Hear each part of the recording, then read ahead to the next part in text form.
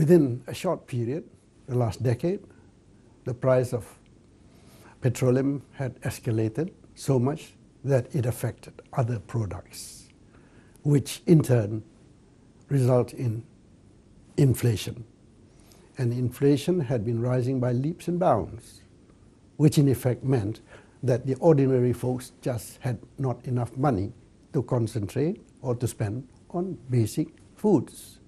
So how the Asian continent on the whole will have to approach this is simply that reorientate our strategy from purely export orientation dependent on developed societies into a much more introverted sort of look within Asia, for example.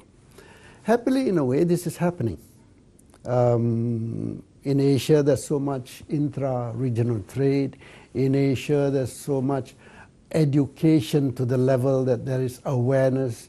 And thanks to the current crisis, I think, the current crisis has resulted in the reorientation of thinking. In the past 20 years, many of these financial crises were either triggered by Asia or Russia or Latin America. And this time it is really a US-led slowdown. I spoke to the chairman of Nestle yesterday, Peter Brabeck, and he told me, well, Asia has now become a leader. It is not a follower anymore. Is Asia ready to take on a global economic leadership role? Why not? China is continuously adapting herself in terms of corporate governance, in terms of the very popular criticism on China, human rights and democracy. China is self-correcting itself. And of course you have India. India with its own strength and weaknesses, of course, very democratic for a very long time. But there you are, India is a major part of Asia. So you have China. Then as a third party, you have Southeast Asia with about 500 million people.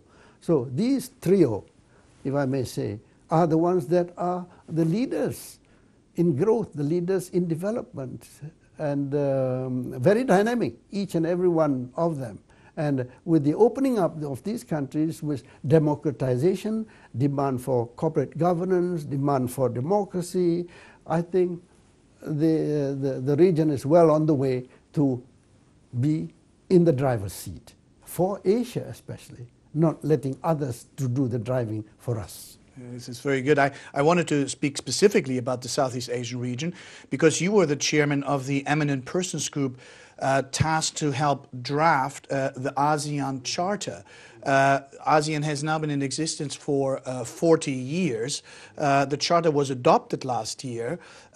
Can ASEAN provide the sort of leadership that is necessary for the region along the lines of the European Union? Yes, but it takes a longer time. Don't forget that ASEAN is made up of 10 individual, highly, intensely nationalistic units, thanks to the history of colonization in the old days. The Charter does provide an opportunity. The Charter does provide facilities to facilitate that unification in political terms, which is the most challenging. The priority is on economic integration, which in itself is a challenge.